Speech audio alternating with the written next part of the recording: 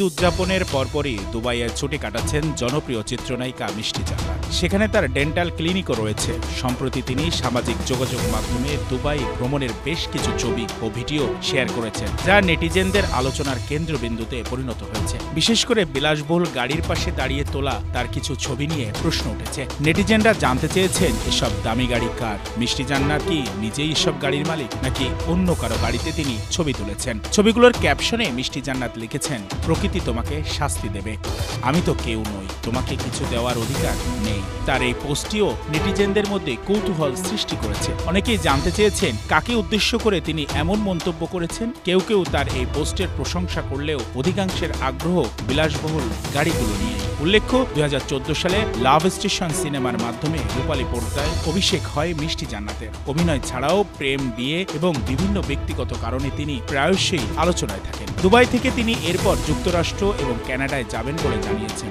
যেখানে টরেন্টোতে তার একটি শো রয়েছে।